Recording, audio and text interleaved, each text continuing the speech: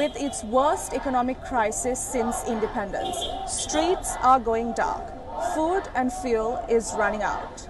But how did this situation get this bad? I am Dasani Athada reporting to you live from the Independence Square here in Colombo as we explore how the Paradise Island is currently going through its worst economic crisis. Bringing you first up to date with the latest from on the ground. This is a fast-moving situation. Summing up all the major events for you, as of now, 41 Sri Lankan lawmakers have walked out of the ruling coalition.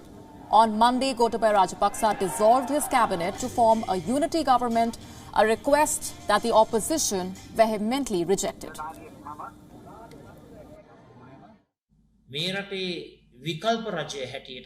As the alternative government and the main opposition of the country, we represent the people. We are not willing to form a unity government with corrupt people under any circumstances. But this cabinet rejig was all in all an act. The first few nominations saw the president reappointing 4 of the outgoing ministers. So minutes after stepping down, they were back to their old jobs. One of them has already resigned 24 hours after taking up the post. In a major setback, the finance minister Ali Sabri has now resigned. Sabri, in a letter, has said that he had acted in the best interests of the country. The Finance Ministry Secretary S.R. Atagale also handed over his letter of resignation. This comes ahead of crucial talks scheduled with the International Monetary Fund for a bailout. For the lawmakers who walked out of the coalition, they are now independent lawmakers. There has been no vote count yet, but this could make the decision very challenging in the House.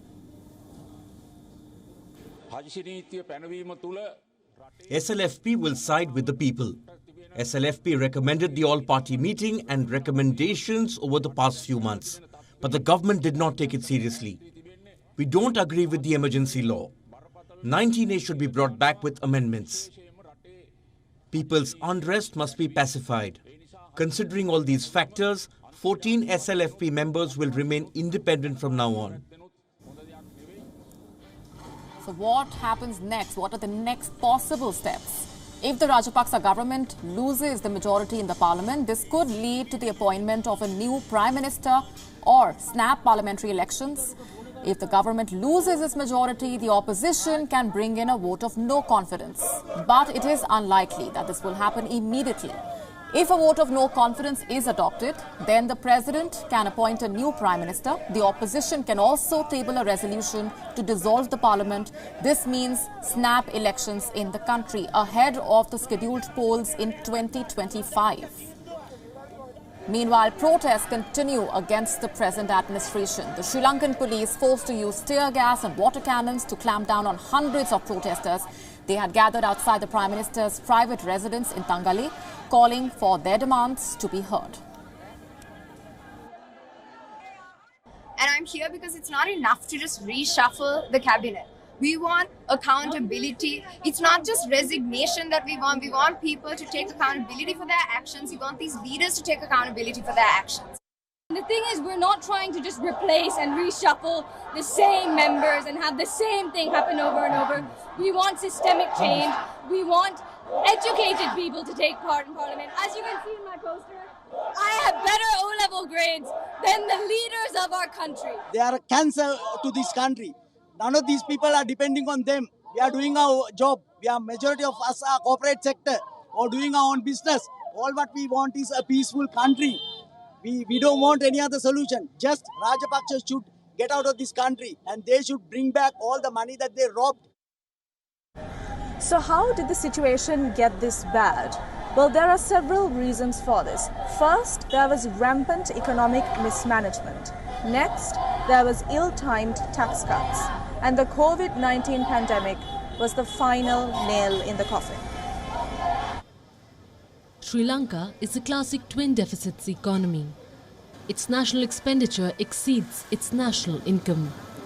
So it has to depend on other sources of income like tourism and foreign workers' remittances. The root of this crisis lies in its economic mismanagement. Historically, Lankan governments have been weak at fiscal management. So economic mismanagement was rampant. What the country sustained was a twin deficit, a budget shortfall alongside a current account deficit. President Gotabaya was more of the same. His tax cuts were ill-timed. In 2019, President Gotabaya Rajapaksa cut taxes. Sri Lanka's value-added tax was slashed by almost half. The government also began printing more money. Both of these policies backfired. His obsession with making Lankan agriculture 100% organic made things worse.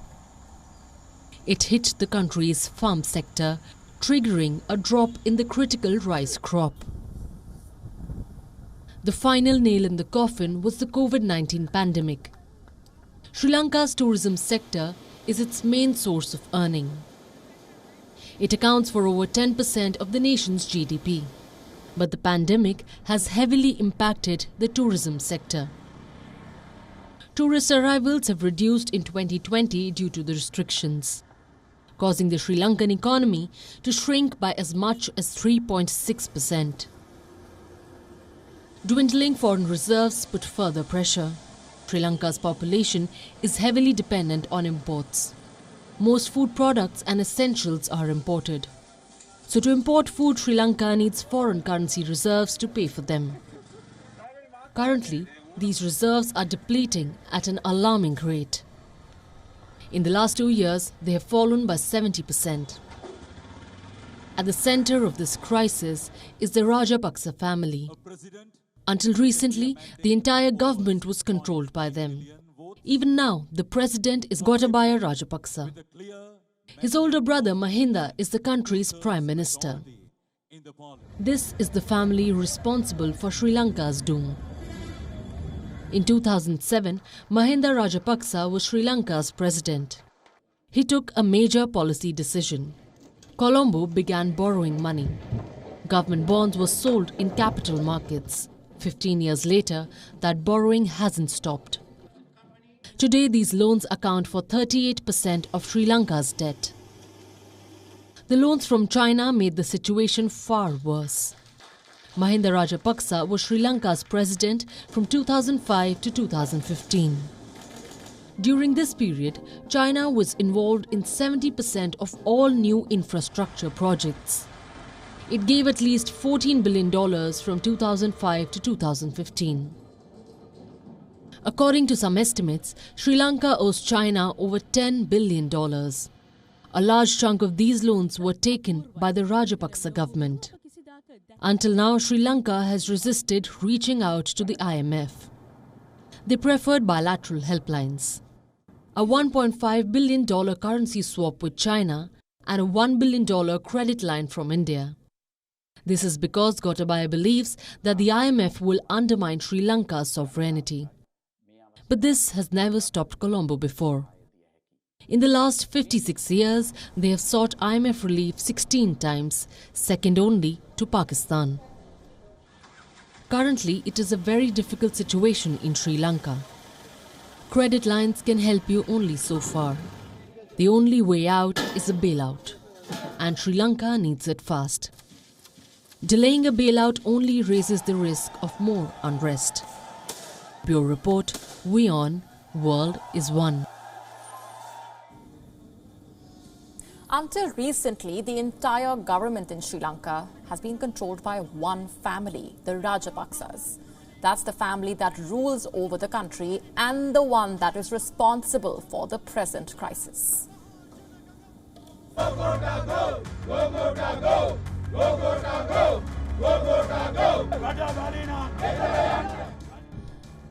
The president is the Rajapaksa, Gotabaya Rajapaksa.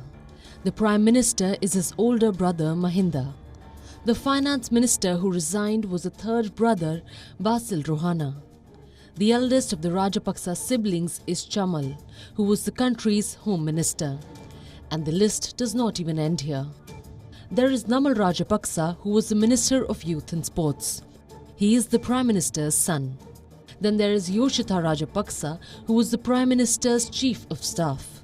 Shashindra Rajapaksa, who was Sri Lanka's Minister for Agriculture, and Shamindra Rajapaksa, who was the Director of Sri Lankan Airlines. All in all, the Rajapaksa family used to hold 9 ministerial berths. This includes 7 cabinet posts in the Sri Lankan government. Together, they controlled 75% of Sri Lanka's budget. Currently, only Mahinda and Gotabaya are holding on to their seats. The other members of the Rajapaksa family have all resigned. For years, the Rajapaksas have been hailed as war heroes in Sri Lanka. In 2009, the Sri Lankan army defeated the Liberation Tigers of Tamil Eelam after over 26 years of a bloody civil war in the island nation. Mahinda was the president during that time, and his brother Gotabaya was the defense secretary.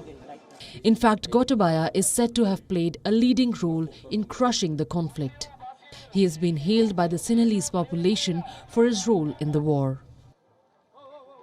But the once war heroes are now under pressure in Sri Lanka. The majority Sinhalese population once saw them as decisive and strong. Now they want them to resign. They've lost the trust of the people in just 3 years after Sri Lankans handed over an overwhelming victory to Gotabaya Rajapaksa. As the nation has waken up from its slumber after a long time, calling out to our leaders, especially our political leaders, and very especially to those who are corrupt, those who have robbed all resources from this country in broad daylight, calling them to once again rethink their strategy, to give up their selfish motives and to step down. In the streets of Sri Lanka, the lines only seem to be getting longer. People are standing in line for fuel, people are standing in line for gas, and people sometimes are standing in line for food and essential commodities. Power cuts in the island nation are now the new normal. The people, to put it quite simply, have had enough. And that is why they are demanding for their requests and demands to be heard. In the day, they are standing in long queues for fuel. At night, they are battling stifling blackouts. This is Sri Lanka's worst economic crisis in living memory.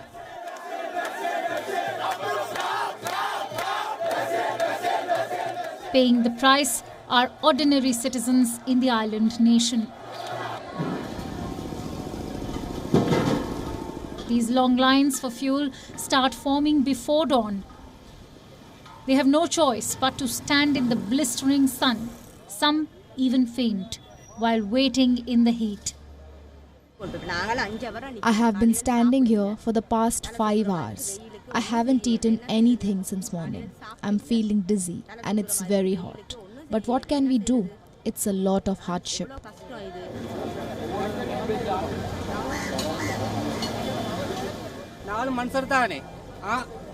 We're also humans.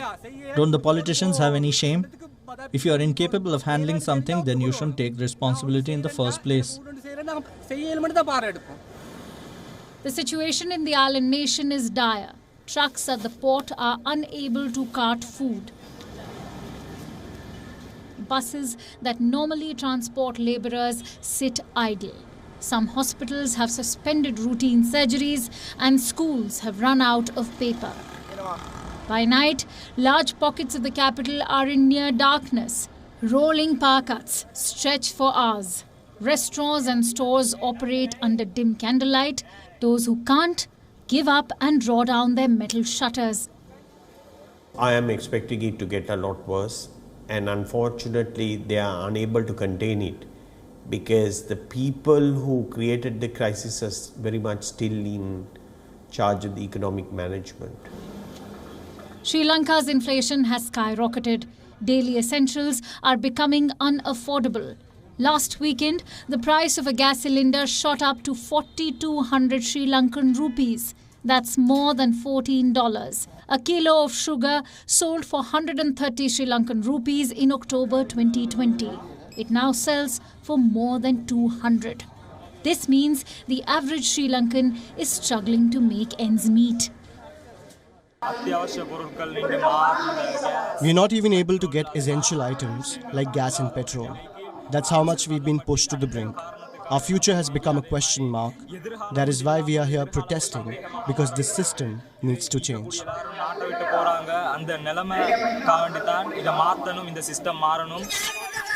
Currently, the anger in the country is palpable. Protests are taking place across the island nation. All citizens want right now are concrete reforms, starting with the resignation of the Rajapaksas. Bureau Report, WION World is One. The waters near the coast of Sri Lanka are a tropical bounty. The pristine water is often home to several different types of fish that often make their way to some famous and authentic Sri Lankan curries. But the worsening economic crisis means that fishermen are unable to find their catch. They do not have fuel for their fishing vessels, and many of them are struggling to make ends meet. The sky and seas off the coast are crystal blue.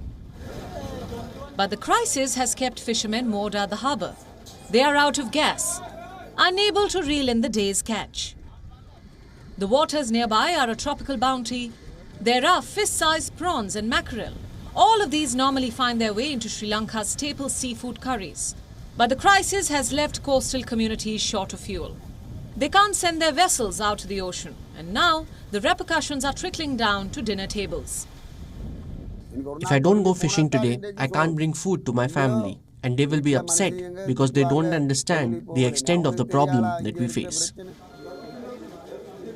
Many wait for news of a fresh diesel shipment. Their ships are equipped to go deep into international waters, but the shortages prevent them from setting sail. Other fishermen work closer to the coast, but even there, vessels are forced to stay on land. For every 100 boats that operated earlier, only 25 or 30 are going out fishing now. Some fishermen are even struggling to buy food every day. An hour away from there stands the country's biggest fish market, Colombo's Central Fish Market. It is a bustling open-air warehouse, serving as a hub for wholesale buyers from across the country. The consequences of the shrinking catch are being felt here. Far less seafood makes its way to stall holders and far fewer customers passing through. We're not getting enough supplies at the moment, and we're all getting less wages. We work in the fish market and we can't even afford to buy a kilo of fish. So what will the rest of the people do? The economic crisis is the nation's worst since its independence. Inflation is running rampant. The cost of diesel has almost doubled in a matter of months. The average price of food shot up by 25% in January. Along Sri Lanka's coast, there are plenty of fish, but no catch due to the biting economic crisis. Bureau Report, WION World is One. Tourism has often been the backbone of the island nation's economy. It contributes to 10% of the country's entire GDP. Ever since COVID-19 hampered the tourism industry in the country, the sector is now struggling. Restrictions meant that there was a record low level of tourists coming into the country, and just when restrictions were lifted, the economic crisis is now ongoing. This means hotels, restaurants and hotel owners are unable to pay their rent and also make ends meet, or are struggling to run businesses, as tourists now avoid visiting the once called Paradise Island purely because of the crises the country is facing. Pristine beaches, tea plantations, ancient cities, and exotic wildlife. Sri Lanka is a traveler's paradise. Popular among both high-end globetrotters and budget travelers, tourism is at the heart of the country's economy. It accounts for over 10% of the country's GDP. It is the third largest source of foreign exchange, an important source of dollars for the government. But in the last 3 years, tourism here has taken a hit. First, there was the Easter bombings in 2019. Then the pandemic struck in 2020. And now the spiraling economic crisis. I would definitely say this is the worst crisis since independence, just because while there have been crises, not to this magnitude and not to this level of disruption of the economy, the productive capacity of businesses to operate during power cuts and whatnot. It has impacts across the entire value chain. This is Dilip Sundarovan. His guest house is a short walk from the beach in Marissa, but currently there are only a few reservations. Power cuts are making life difficult for this hostel owner. The tourists that are staying are also asking for discounts. We are unable to serve our customers right now because of the power cut. The guests are not satisfied and they don't want to stay here. Guests are complaining about air conditioning, hoteliers cannot access online booking platforms, and fuel shortages are making it harder to travel. We find some problems because about the petrol. They don't have a lot of petrol, so maybe you have to wait a little bit to take a bus, to take a tuk-tuk, and it's a little bit more expensive. Sri Lankan tourism has been plagued by setbacks before, but this is the industry's worst crisis since the civil war. Colombo is depending on tourism to revive its economy. Now, even a fully thriving tourism industry will not be enough, especially for Sri Lanka to claw itself out of this exploding crisis. Bureau Report, WION World is One. This is a story that we continue to track every minute, as Sri Lanka's economic crisis does not appear to have a solution in sight. The people are angry, imports are running out, and the people want solutions. The people want the Rajapaksa government to simply resign.